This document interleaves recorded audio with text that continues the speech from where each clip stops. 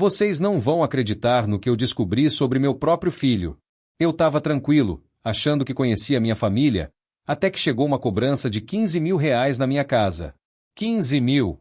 De uma empresa de apostas que eu nunca nem tinha ouvido falar na vida. Quando abri o envelope, quase caí para trás. Era uma cobrança no meu nome, com meu CPF, mas eu nunca fiz uma aposta sequer na vida.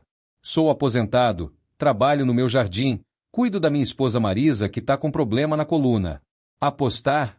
Nem passo perto dessas coisas. Primeiro pensei que era golpe, essas coisas que acontecem direto hoje em dia. Mas aí liguei pro número que estava no papel e confirmaram. Tinha mesmo uma conta no meu nome, com várias apostas feitas nos últimos 6 meses. O rapaz do atendimento ainda teve a cara de pau de falar que eu devia mais de 20 mil reais no total. Minha cabeça começou a ferver. Como assim? Alguém estava usando meu nome para apostar e perder dinheiro? Fiquei pensando quem poderia ter acesso aos meus documentos, quem conhecia meus dados pessoais. Foi aí que comecei a juntar as peças do quebra-cabeça. Meu filho Ricardo mora aqui em casa desde que se separou da mulher dele, há uns 8 meses. Ele estava desempregado, vivendo só com os bicos que fazia de vez em quando. Sempre chegava tarde em casa, mexendo no celular até altas horas. Eu achava que ele estava procurando trabalho ou conversando com alguma namorada nova. Mas agora que eu parava para pensar, as contas da casa tinham aumentado.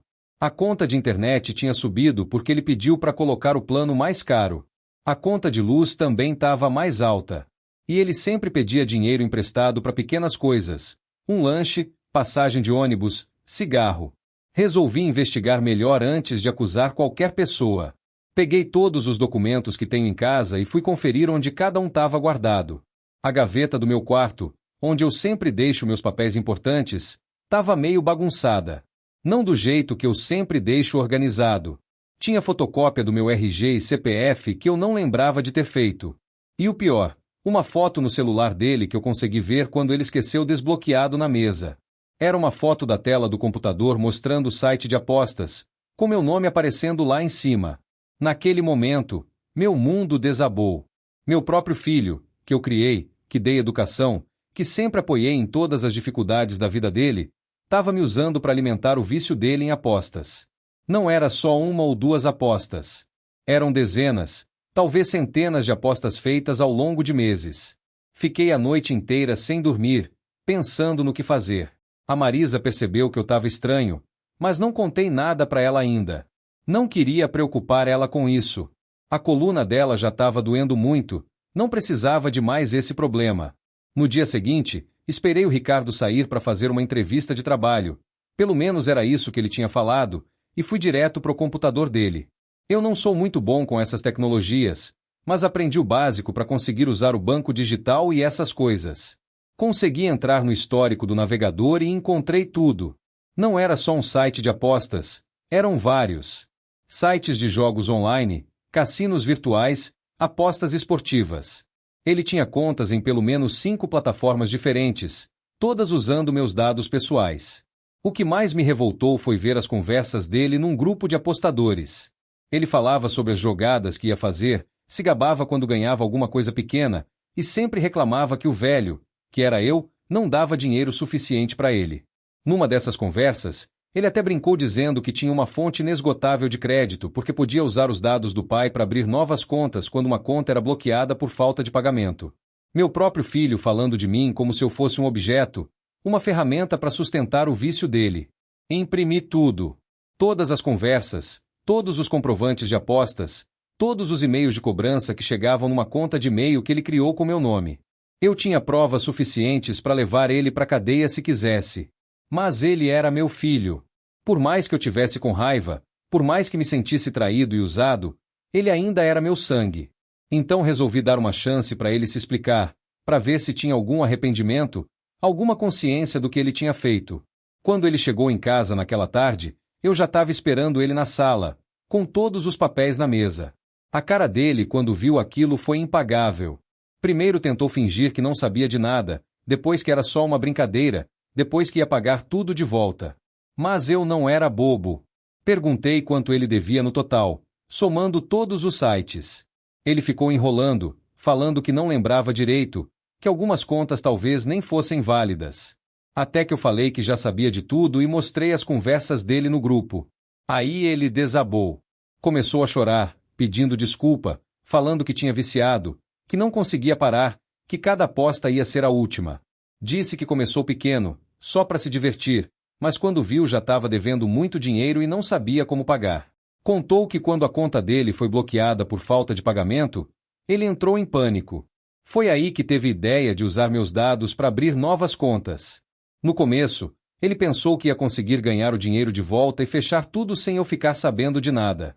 Mas obviamente isso nunca aconteceu. Quanto mais ele apostava, mais perdia. E quanto mais perdia, mais desesperado ficava para recuperar o dinheiro. Virou um ciclo vicioso que só foi crescendo.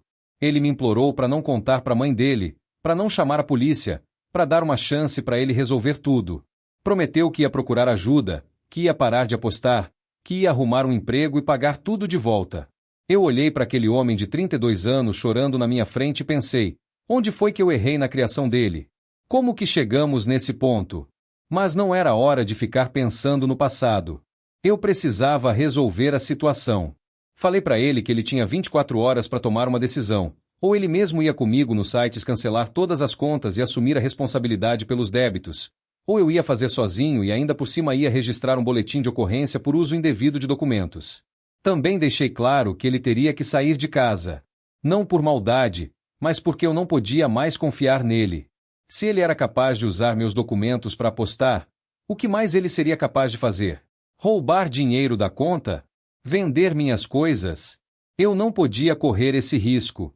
Ele tentou argumentar, dizer que não tinha para onde ir, que estava desempregado, que precisava da família nesse momento difícil.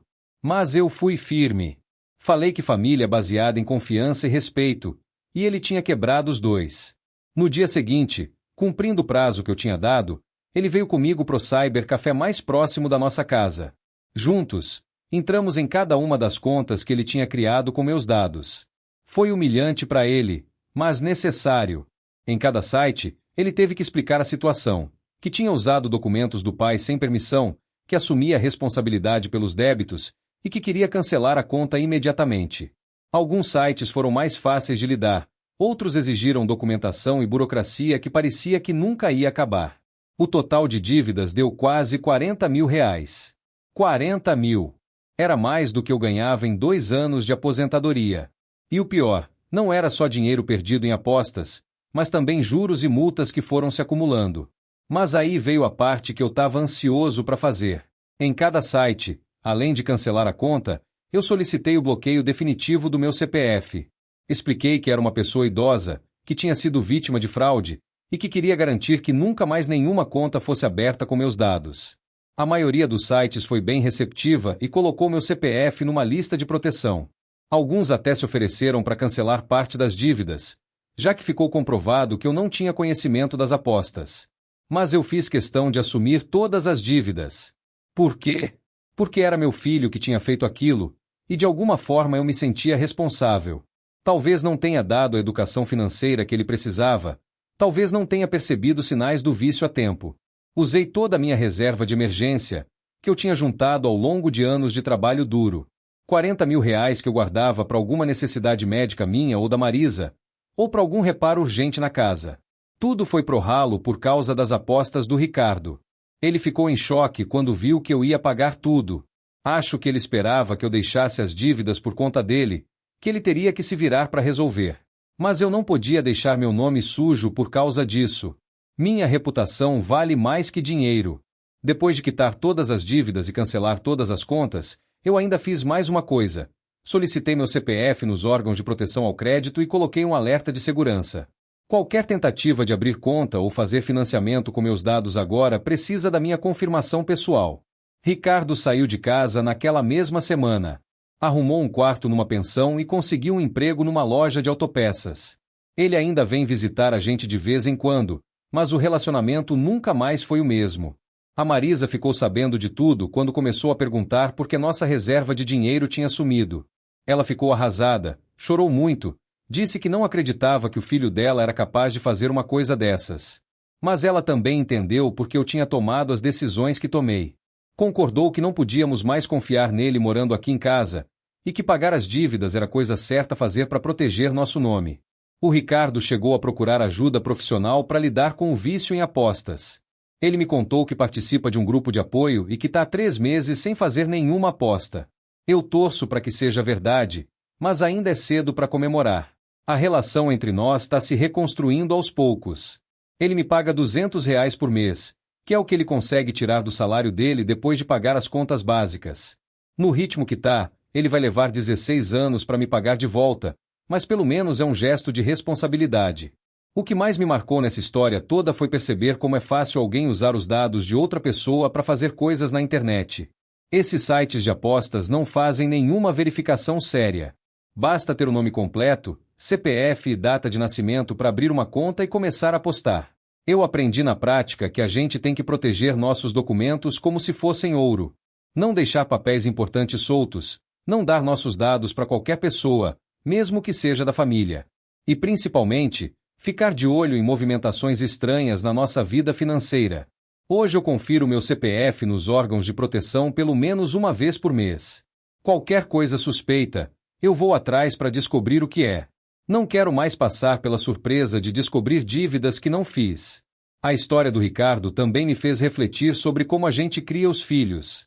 Será que eu deveria ter falado mais sobre dinheiro com ele quando era criança? Será que deveria ter sido mais rígido com certas coisas? Não sei, e não adianta ficar se culpando agora. Mas uma coisa eu sei: vício é uma doença séria. Não é falta de caráter, não é preguiça, não é maldade. É uma doença que faz a pessoa tomar decisões que jamais tomaria estando bem. O Ricardo que usou meus documentos para apostar não é o Ricardo que eu criei e amo. Por isso que, apesar de tudo, eu ainda tenho esperança. Ele está se tratando, está assumindo as responsabilidades dele, está tentando reconstruir a vida. É um processo longo e difícil, mas pelo menos ele deu o primeiro passo, admitir que tem um problema. A gente ainda se fala regularmente. Ele me conta sobre o trabalho, sobre o tratamento, sobre os planos que tem para o futuro. Eu dou os conselhos que posso dar, sem ser invasivo. A confiança vai ser reconstruída com tempo e atitudes, não com palavras. A Marisa sempre diz que filho a gente não joga fora, independente dos erros que ele comete. E ela tem razão. Mas isso não significa que a gente tem que aceitar qualquer coisa ou fingir que nada aconteceu. Amor verdadeiro também inclui estabelecer limites e consequências. O dinheiro que perdi não vai voltar. Isso eu já aceitei. R$ 40 mil que poderiam ter sido usados para uma viagem dos nossos sonhos, para reformar a casa, para ter uma reserva maior para nossa velhice.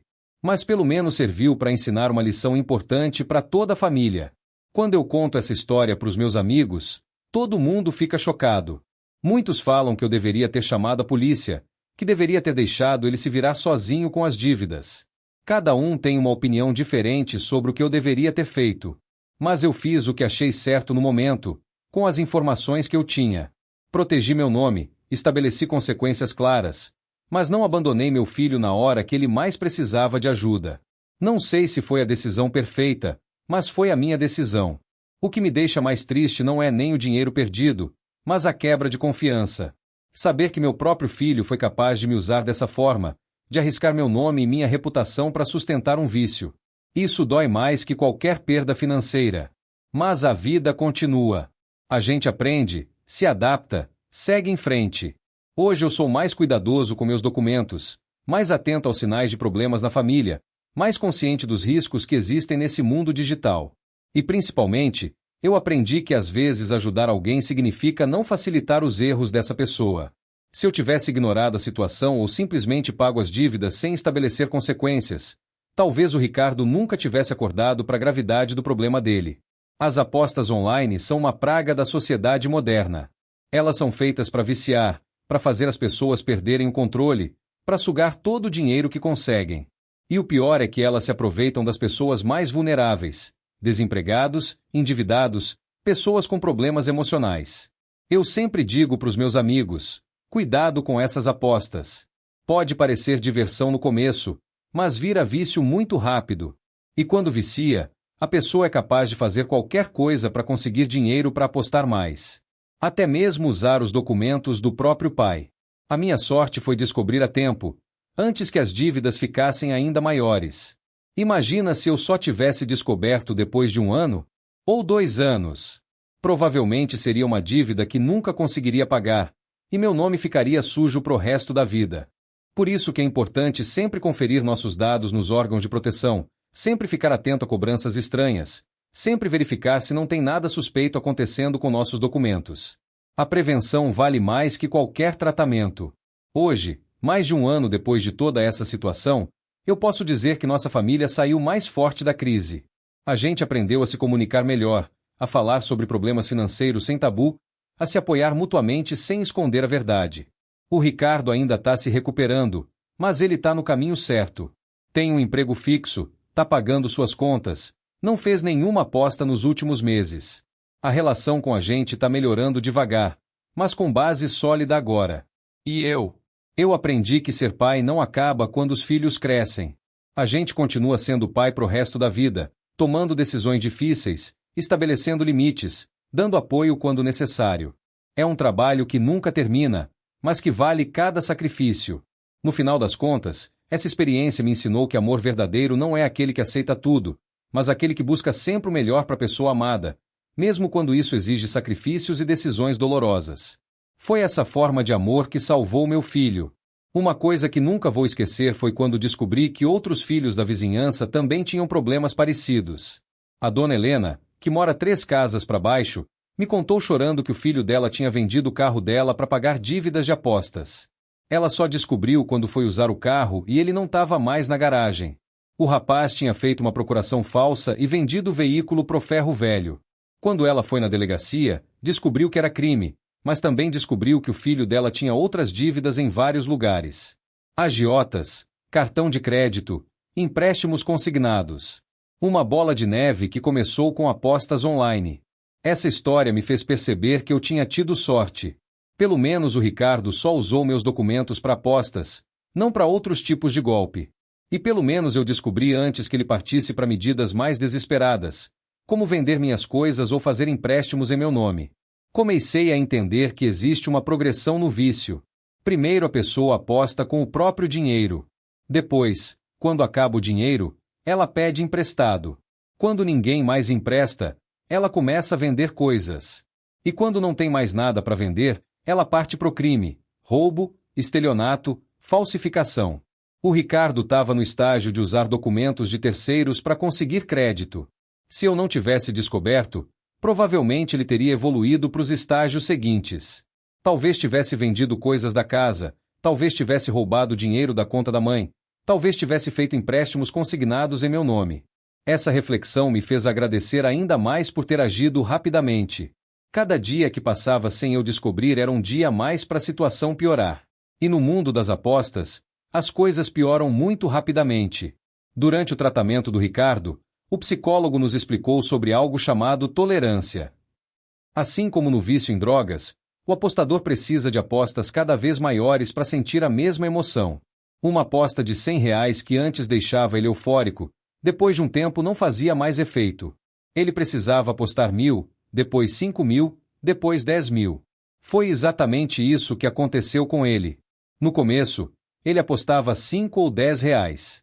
Depois passou para 50, depois para 200, depois para 1.000. Quando eu descobri, ele já estava fazendo apostas de 3, 4 mil reais numa única jogada. O psicólogo também nos contou sobre casos extremos que ele havia atendido. Um empresário que perdeu a empresa inteira numa única noite de pôquer online. Um funcionário público que desviou dinheiro da prefeitura para apostar e foi preso. Uma professora que usou o dinheiro da formatura dos alunos para tentar recuperar perdas em cassino virtual. Histórias que me fizeram perceber que o vício em apostas não escolhe classe social, profissão ou idade. Pode atingir qualquer pessoa, em qualquer momento da vida. O que faz a diferença é como a família e a sociedade reagem quando descobrem o problema. No caso do Ricardo, eu acredito que a reação firme mas amorosa que tivemos foi fundamental para a recuperação dele. Se eu tivesse reagido com violência, expulsando ele de casa sem dar nenhum apoio, talvez ele tivesse se desesperado e partido para medidas mais extremas. Por outro lado, se eu tivesse reagido com condescendência excessiva, pagando todas as dívidas e fingindo que nada tinha acontecido, talvez ele nunca tivesse parado de apostar. O equilíbrio entre firmeza e amor foi o que fez a diferença. Lembro que uma das coisas mais difíceis durante todo esse processo foi lidar com a opinião dos outros. Muita gente da família e da vizinhança tinha opinião sobre o que eu deveria fazer. Uns achavam que eu estava sendo muito mole, outros achavam que eu estava sendo muito duro. Minha cunhada, por exemplo, sempre dizia que eu deveria ter chamado a polícia desde o primeiro dia. Falava que usar documentos de outra pessoa era crime, que eu estava sendo conivente ao não denunciar. Chegou a insinuar que eu estava sendo irresponsável com a sociedade por não punir um criminoso. Do outro lado, minha irmã sempre dizia que eu estava sendo desumano com meu próprio sangue. Falava que pai de verdade não abandona filho na dificuldade, que família serve para isso mesmo, para apoiar nos momentos ruins. Dizia que eu estava priorizando dinheiro em vez do bem-estar do meu filho. No meio dessas pressões todas, eu tive que aprender a confiar no meu próprio julgamento. Ninguém conhecia a situação melhor do que eu. Ninguém amava o Ricardo mais do que eu. Ninguém ia arcar com as consequências das decisões tanto quanto eu. Por isso, parei de dar ouvidos para as opiniões externas e foquei no que eu achava certo. Busquei informação em fontes confiáveis, conversei com profissionais qualificados, e tomei as decisões baseado no que eu acreditava ser melhor para todos os envolvidos. Uma das coisas que mais me ajudou nesse período foi descobrir que existem grupos de apoio não só para apostadores, mas também para familiares de apostadores. Chama-se GAN-Anon, e é baseado no mesmo princípio do Alcoólicos Anônimos. Comecei a frequentar as reuniões semanais e lá conheci outros pais, mães, esposas e maridos que estavam passando pela mesma situação. Ouvir as histórias dos outros me fez perceber que eu não estava sozinho, que era um problema mais comum do que eu imaginava. Nas reuniões, aprendi técnicas para lidar com a ansiedade, para estabelecer limites saudáveis, para não me culpar pelos erros do meu filho. Também aprendi a diferença entre ajudar e facilitar, conceito fundamental para quem convive com alguém viciado. Ajudar é oferecer apoio emocional, pagar tratamento, dar carinho e compreensão. Facilitar é dar dinheiro para a pessoa apostar, pagar dívidas sem consequências, fingir que o problema não existe. Aprendi que muitas vezes a gente acha que está ajudando, mas na verdade está facilitando. Uma das histórias que mais me marcou nessas reuniões foi a de uma senhora cujo marido tinha se matado por causa das dívidas de apostas. Ele tinha perdido a casa, o carro, as economias de uma vida toda, e não conseguiu conviver com a vergonha e o desespero. Ela contou que nos últimos meses de vida dele, ela pagava todas as dívidas que apareciam, achando que estava ajudando. Mas na verdade, ela estava permitindo que ele continuasse apostando, porque ele sabia que sempre teria alguém para limpar a barra dele. Só depois da tragédia ela entendeu que deveria ter estabelecido limites firmes desde o começo. Deveria ter falado, ou você busca tratamento, ou você sai de casa.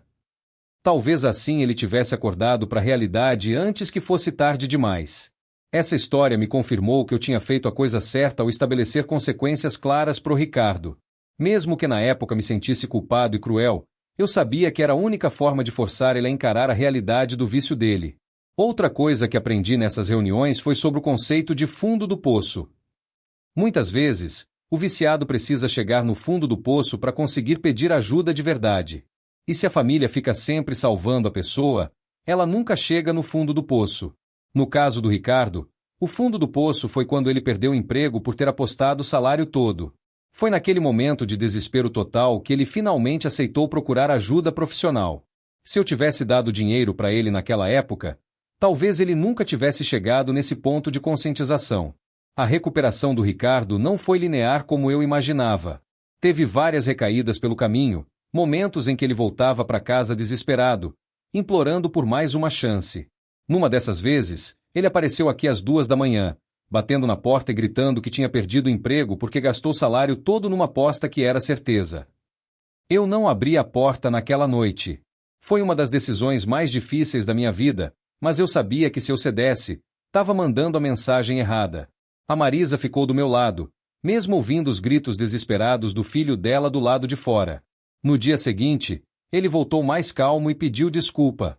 Explicou que tinha tido uma recaída, que não conseguiu resistir quando viu uma oportunidade de apostas esportivas. Perdeu todo o salário do mês numa única aposta no resultado de um jogo. Nesse momento eu entendi que o vício dele era muito mais sério do que eu imaginava. Não era só questão de força de vontade ou caráter. Era uma doença mesmo, que fazia ele perder completamente o controle quando via uma oportunidade de apostar. Foi aí que eu tomei uma decisão que mudou tudo. Resolvi estudar sobre vício em apostas. Fui na biblioteca municipal, peguei livros sobre o assunto, procurei informações na internet. Queria entender o que estava acontecendo na cabeça do meu filho. Descobri coisas que me assustaram. O vício em apostas mexe com as mesmas áreas do cérebro que o vício em drogas.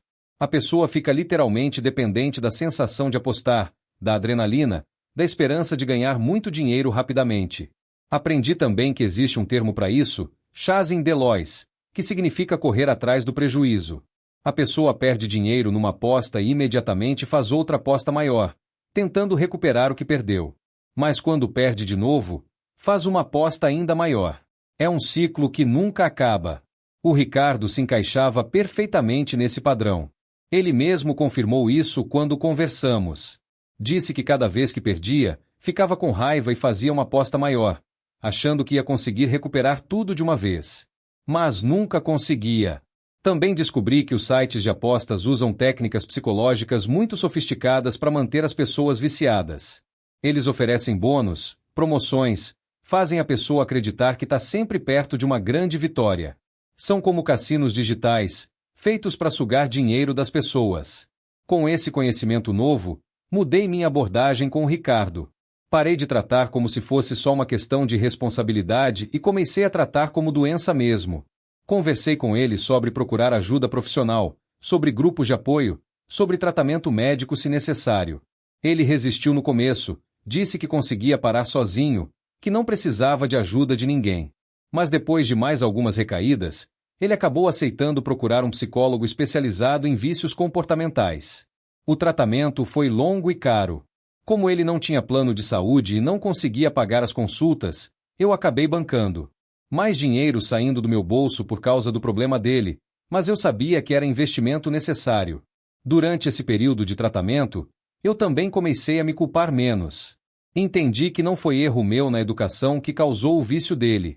Foi uma combinação de fatores: predisposição genética, problemas emocionais, facilidade de acesso, técnicas viciantes dos sites de apostas. Mas isso não significava que eu devia aceitar as consequências do vício dele na minha vida. Mesmo entendendo que era doença, eu mantive os limites que tinha estabelecido. Ele continuava banido de morar em casa, continuava tendo que pagar de volta o dinheiro, continuava tendo que assumir as responsabilidades. A Marisa às vezes achava que eu estava sendo muito duro, principalmente quando via o Ricardo chorando ou passando necessidade. Mas eu explicava para ela que ajudar de verdade às vezes significa ser firme, não facilitar os erros da pessoa. Se eu tivesse deixado ele voltar para casa toda vez que ele prometia que ia parar de apostar, se eu tivesse pagado todas as dívidas dele sem consequências, se eu tivesse fingido que nada tinha acontecido, provavelmente ele nunca teria procurado ajuda de verdade. Foi difícil manter essa posição, principalmente quando outros parentes começaram a me criticar. Minha irmã chegou a falar que eu estava sendo desumano com meu próprio filho. Meu cunhado disse que pai de verdade não abandona filho na dificuldade. Mas eu sabia que não estava abandonando ele. Estava ajudando ele da única forma que poderia funcionar, com amor, mas com limites claros. Pagando o tratamento, dando apoio emocional, mas não facilitando o vício. O turning point veio depois de quase 1 ano de tratamento. O Ricardo conseguiu ficar 3 meses seguidos sem apostar, arrumou um emprego melhor, começou a namorar uma moça que conheceu no grupo de apoio. Parecia que finalmente ele estava conseguindo reconstruir a vida. Foi nessa época que ele me procurou para conversar sobre voltar para casa. Disse que sentia falta da família, que queria ajudar a cuidar da mãe, que estava preparado para conviver aqui sem causar problemas. Eu pensei muito antes de responder. Por um lado, queria ter meu filho de volta. Por outro, tinha medo de que a proximidade facilitasse uma recaída. Depois de conversar com a Marisa e com o psicólogo dele, decidimos fazer um teste. Ele voltou para casa, mas com condições claras. Primeiro, ele não podia ter acesso à internet sem supervisão. Segundo, ele tinha que entregar o celular todas as noites antes de dormir. Terceiro, qualquer sinal de recaída e ele sairia imediatamente. Podem achar exagerado, mas eram medidas necessárias. O vício em apostas é traiçoeiro. A pessoa pode estar bem por meses e de repente ter uma recaída devastadora. Eu não podia correr o risco de passar por tudo aquilo de novo. No começo foi estranho para todo mundo. O Ricardo não gostava de ter que entregar relatório de tudo que fazia, e eu me sentia como um carcereiro na minha própria casa. Mas aos poucos a gente foi se acostumando com a nova dinâmica. A presença dele em casa fez bem para Marisa. Ela tinha sentido muito a ausência do filho, mesmo entendendo os motivos. Ter ele de volta, mesmo com todas as restrições, trouxe alegria para a vida dela. E para mim também foi bom. Poder conversar com ele todo dia, acompanhar de perto a recuperação dele, voltar a ter momentos em família. Mas sempre com o pé atrás, sempre alerta para qualquer sinal de problema. Durante esse período, o Ricardo me contou detalhes sobre o mundo das apostas que me deixaram ainda mais chocado. Ele explicou como funcionavam os grupos de apostadores, como eles trocavam dicas, como se iludiam achando que tinham estratégias infalíveis. Disse que conheceu gente que perdeu casa, carro, família, emprego por causa das apostas. Pessoas que chegaram ao fundo do poço, que tentaram suicídio quando as dívidas ficaram impagáveis. Histórias que me arrepiaram e me fizeram agradecer por ter descoberto o problema a tempo. Ele também me explicou como os sites de apostas são cruéis com as pessoas viciadas. Quando alguém perde muito dinheiro, em vez de oferecer ajuda ou sugerir um tempo de pausa, eles oferecem mais bônus e promoções para a pessoa continuar apostando. É um negócio sem escrúpulos, que lucra com o sofrimento das pessoas. E o pior é que é legal, é regulamentado, tem propaganda na televisão e patrocina times de futebol. A sociedade normaliza algo que destrói famílias. Ouvindo essas histórias, eu entendi melhor a dimensão do problema que enfrentamos. Não era só uma questão individual do Ricardo, mas um problema social, uma epidemia silenciosa que está destruindo milhares de famílias pelo país. Isso me motivou a fazer algo que nunca imaginei que faria. Comecei a falar sobre o assunto com outras pessoas. Contei a história para amigos, para vizinhos, para qualquer um que quisesse ouvir. Queria alertar outras famílias sobre os perigos das apostas online. Hoje, 2 anos depois de descobrir tudo, posso dizer que nossa família conseguiu superar a crise.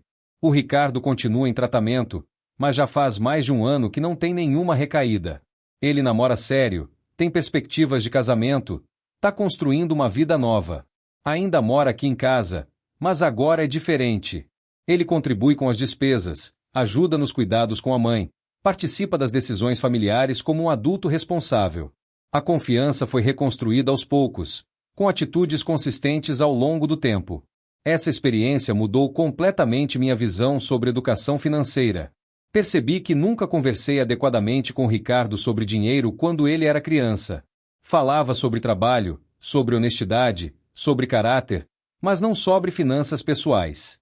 Se eu tivesse ensinado ele desde pequeno sobre orçamento, sobre poupança, sobre os perigos do endividamento, sobre como funcionam os juros e as armadilhas financeiras, talvez ele tivesse resistido melhor às tentações das apostas. Por isso, agora eu faço questão de conversar sobre dinheiro com meus netos. Explico como funciona uma conta bancária, como se calcula juros, porque é importante poupar, quais são os riscos dos jogos de azar.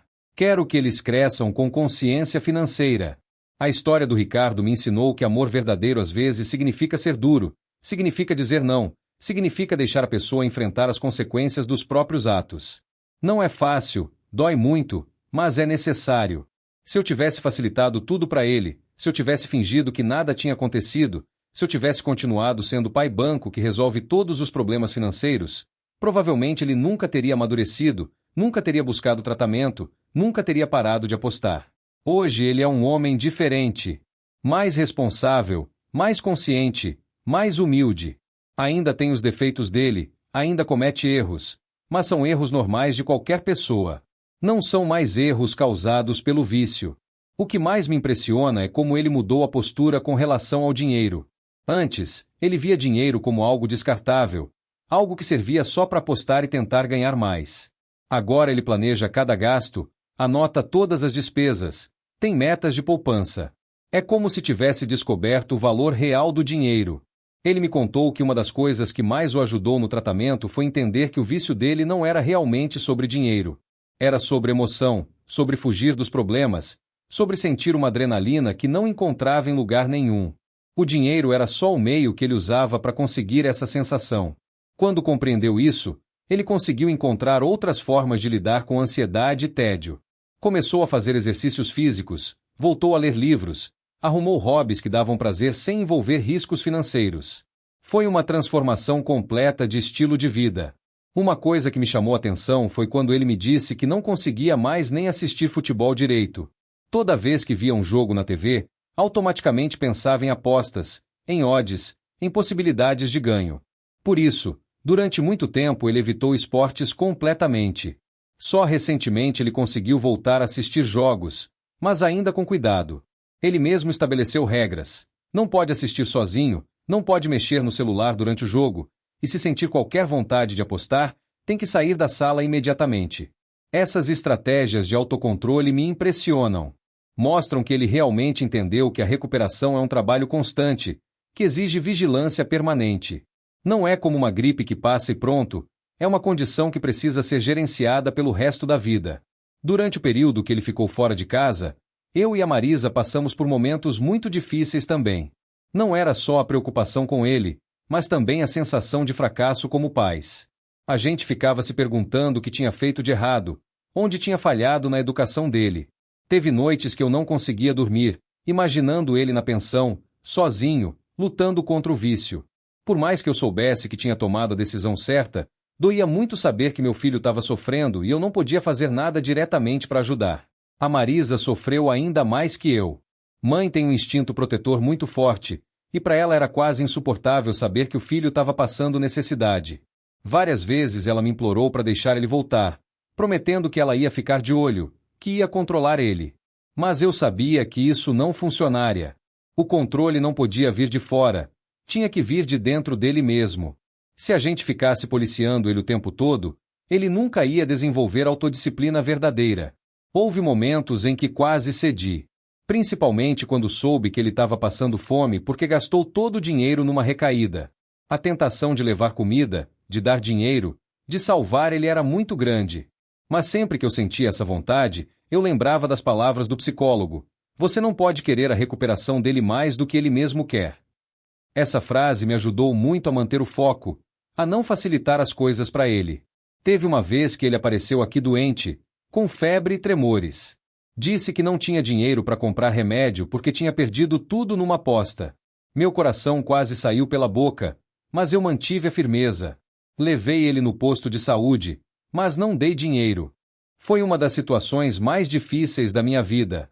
Ver meu próprio filho doente e não poder cuidar dele da forma tradicional.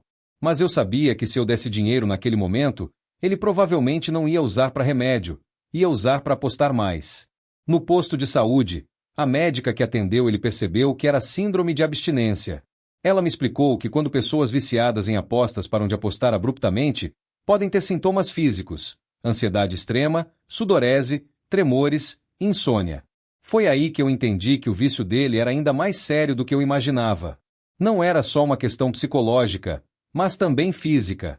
O corpo dele tinha se acostumado com a descarga de adrenalina das apostas, e agora estava sofrendo pela falta. A médica recomendou que ele procurasse ajuda médica especializada, não só psicológica. Disse que em casos graves como o dele, às vezes é necessário medicação para controlar a ansiedade e a compulsão. Foi quando eu decidi pagar o tratamento completo dele, incluindo consultas com psiquiatra. Mais uma despesa no meu orçamento já apertado, mas eu via que era investimento necessário. Sem tratamento adequado, ele nunca ia conseguir se recuperar completamente. O psiquiatra receitou uns remédios para ansiedade e depressão. No começo, o Ricardo resistiu, disse que não queria virar zumbi por causa de medicação. Mas quando começou a tomar, a diferença foi visível. Ele ficou mais calmo, mais capaz de tomar decisões racionais. Durante esse período, eu também comecei a estudar mais sobre vícios comportamentais. Li livros, assisti palestras online, conversei com outros pais que passaram pela mesma situação. Queria entender melhor o problema para poder ajudar de forma mais efetiva. Uma das coisas que aprendi foi que o ambiente familiar pode tanto ajudar quanto atrapalhar a recuperação. Se a família fica andando em ovos, tratando o viciado como se fosse uma bomba prestes a explodir, isso cria mais ansiedade. Mas se a família age normal demais, ignorando o problema, isso também não funciona. O ideal é encontrar um meio-termo, tratar a pessoa com naturalidade, mas mantendo limites claros e consequências definidas. Foi isso que tentei fazer quando o Ricardo voltou para casa. Estabeleci uma rotina que incluía horários para tudo: trabalho, refeições, exercícios, lazer. Estrutura é fundamental para pessoas em recuperação, porque ajuda a ocupar a mente e reduzir a ociosidade, que é quando geralmente vem a vontade de apostar. Também criei um sistema de prestação de contas financeira. Todo dia, antes de dormir, ele tinha que me mostrar quanto gastou e com o que gastou. No começo ele achou humilhante, mas depois entendeu que era uma forma de criar consciência sobre os próprios hábitos. Uma coisa que me surpreendeu foi descobrir que ele tinha desenvolvido estratégias muito elaboradas para esconder o vício. Ele criava contas de e-mail falsas, usava aplicativos que não deixavam rastro no histórico do navegador, até chegou a comprar um celular usado só para apostas. Quando soube disso, fiquei chocado com o nível de planejamento que ele colocava nas apostas. Era como se tivesse duas personalidades, o Ricardo Filho, que conversava comigo normalmente, e o Ricardo Apostador, que era calculista e mentiroso. Essa descoberta me fez entender por que foi tão difícil detectar o problema. Ele não era um viciado descontrolado que apostava impulsivamente. Era um viciado organizado, que planejava cada movimento para não ser descoberto. O psicólogo explicou que isso é comum em pessoas com vícios comportamentais. Elas desenvolvem uma espécie de vida dupla, onde mantêm a aparência de normalidade enquanto alimentam o vício em segredo. Por isso que a recuperação é tão complexa. Não é só parar de apostar, é desconstruir toda uma estrutura mental e comportamental que foi sendo construída ao longo de anos. Durante o tratamento, o Ricardo teve que aprender a lidar com gatilhos, situações que despertavam a vontade de apostar. Para ele, os principais gatilhos eram tédio, estresse no trabalho, discussões familiares e, principalmente, ver propagandas de apostas online. Vivemos numa sociedade onde essas propagandas estão em todo lugar: TV, internet, outdoors, camisas de times de futebol. É muito difícil evitar completamente, então ele teve que desenvolver técnicas para lidar com a exposição. Uma estratégia que funcionou bem foi a técnica dos 10 minutos. Sempre que sentia vontade de apostar, ele tinha que esperar 10 minutos fazendo outra atividade qualquer. Na maioria das vezes, depois dos 10 minutos a vontade passava. Outra técnica era a lista de consequências. Ele escreveu numa folha de papel todas as coisas ruins que aconteceram por causa das apostas: a dívida, a perda da confiança da família, a humilhação, o estresse. Sempre que sentia vontade de apostar, lia essa lista. Essas estratégias podem parecer simples, mas são muito eficazes. O vício funciona muito no impulso, na gratificação imediata. Qualquer coisa que force a pessoa a parar e pensar já ajuda muito. O que me deixou mais orgulhoso foi quando ele começou a ajudar outras pessoas no grupo de apoio. Primeiro, ele só ouvia as histórias dos outros. Depois, começou a compartilhar a própria experiência. E por fim, virou uma espécie de mentor para pessoas que estavam começando o tratamento. Ver ele transformar a dor em propósito, usar a experiência negativa para ajudar outros, foi muito emocionante para mim. Mostrou que ele realmente tinha absorvido as lições, que não queria que outras famílias passassem pelo que a gente passou. Ele me contou casos impressionantes de pessoas que conheceu no grupo. Um cara que perdeu 3 casas apostando em jogos online. Uma mulher que roubou dinheiro da empresa onde trabalhava para apostar e foi presa. Um jovem de 20 anos que já tinha tentado suicídio 2 vezes por causa das dívidas. Histórias que me fizeram perceber que, no fundo, a gente teve sorte. Podia ter sido muito pior. O Ricardo podia ter perdido tudo, podia ter cometido crimes mais graves, podia ter chegado a um ponto sem volta. Por isso eu sempre digo que descobrir o problema quando descobri foi uma bênção disfarçada. Se eu tivesse demorado mais alguns meses, talvez a situação tivesse ficado irreversível. Uma coisa que aprendi é que a recuperação de vícios não tem linha de chegada. Não é como uma doença que você trata e fica curado. É um processo contínuo, que exige vigilância constante e trabalho diário. O Ricardo entende isso. Ele sabe que não pode baixar a guarda, que precisa continuar frequentando o grupo de apoio, mantendo as estratégias de autocontrole, evitando situações de risco. Às vezes ele me confessa que ainda sente vontade de apostar, especialmente quando está passando por algum estresse. Mas agora ele tem ferramentas para lidar com essas vontades, não fica à mercê dos impulsos como antes. Recentemente, ele tomou uma decisão que me surpreendeu. Pediu para eu continuar controlando parte do salário dele, mesmo não precisando mais. Disse que não confia completamente em si mesmo, que prefere ter essa rede de segurança. Isso mostra uma maturidade que ele não tinha antes. A humildade de reconhecer as próprias limitações, a sabedoria de aceitar ajuda mesmo quando não é obrigatório. A transformação dele também influenciou positivamente outras áreas da vida. Ele ficou mais organizado, mais pontual, mais responsável em geral. Como se o processo de superar o vício tivesse desenvolvido nele habilidades que ele não tinha antes. O relacionamento dele com a Marisa também melhorou muito. Antes, ele via a mãe como alguém que ele podia manipular facilmente, que sempre ia passar a mão na cabeça dele. Agora ele a respeita e valoriza de uma forma genuína. E comigo a relação evoluiu para algo mais maduro. Antes, eu era só o provedor, alguém para resolver problemas financeiros. Agora somos quase amigos, conversamos sobre assuntos profundos, ele pede conselhos sobre decisões importantes. Essa mudança na dinâmica familiar foi uma das melhores consequências de toda essa crise. A gente deixou de ser uma família que fingia que estava tudo bem e virou uma família que enfrenta problemas de frente. Hoje, quando surge qualquer dificuldade, a gente conversa abertamente sobre ela. Não tem mais aquele clima de segredos e mentiras que existia antes. É um ambiente muito mais saudável para todo mundo. O investimento financeiro que fiz na recuperação dele, entre tratamento psicológico, psiquiátrico e medicações, chegou a uns 15 mil reais. Somado com os 40 mil das dívidas, perdi mais de 50 mil reais no total.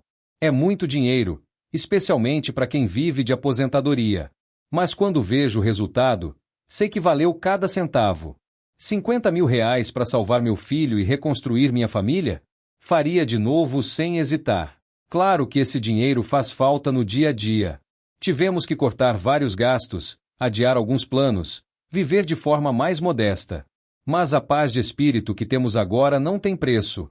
Não ter que ficar preocupado se ele está apostando, se está escondendo dívidas, se está mentindo sobre onde está gastando dinheiro, essa tranquilidade vale muito mais que qualquer valor financeiro. A experiência também me ensinou a importância de ter uma reserva de emergência robusta. Se eu não tivesse juntado dinheiro ao longo dos anos, não teria conseguido lidar com a crise da forma que lidei. Por isso sempre aconselho meus amigos, guardem dinheiro, mesmo que seja pouco todo mês. A vida é imprevisível, e ter uma reserva pode fazer a diferença entre conseguir resolver um problema ou ver ele se transformar numa tragédia. Outra lição importante foi sobre a necessidade de educar financeiramente os filhos desde cedo. Se eu tivesse conversado mais sobre dinheiro com o Ricardo quando ele era criança, talvez ele tivesse desenvolvido uma relação mais saudável com as finanças. Agora, quando meus netos vêm aqui em casa, eu sempre aproveitaço para ensinar conceitos básicos sobre dinheiro. Explico a diferença entre necessidades e desejos, a importância de poupar, os perigos dos jogos de azar. Eles ainda são pequenos, mas já conseguem entender conceitos simples. E espero que essa educação precoce os proteja de cair em armadilhas financeiras quando crescerem. A história do Ricardo virou um caso de estudo no grupo de apoio que frequentamos. O psicólogo usa nossa experiência como exemplo de como uma família pode lidar com vícios de forma efetiva. Isso me deixa orgulhoso, porque significa que nossa dor serviu para alguma coisa positiva.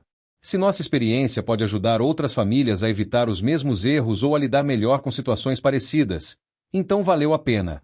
Recentemente, o Ricardo me procurou para conversar sobre um assunto que me pegou de surpresa. Ele quer estudar para ser conselheiro em vícios comportamentais. Disse que encontrou sua vocação ajudando pessoas no grupo de apoio. A princípio fiquei receoso. Será que é saudável para alguém em recuperação ficar imerso no mundo dos vícios, mesmo que para ajudar outros? Conversei com o psicólogo dele, que disse que pode ser muito terapêutico, desde que feito da forma correta. Então decidimos apoiar o sonho dele. Ele vai fazer um curso de especialização em dependências comportamentais. Mais uma vez, vou ajudar financeiramente com os estudos, mas dessa vez é um investimento no futuro, não um gasto para resolver problema. Ver ele com objetivos claros, com propósito de vida, me enche de esperança. Durante muito tempo achei que ele nunca ia encontrar um rumo na vida. Agora vejo que às vezes é preciso passar pelo vale mais profundo para descobrir o topo da montanha.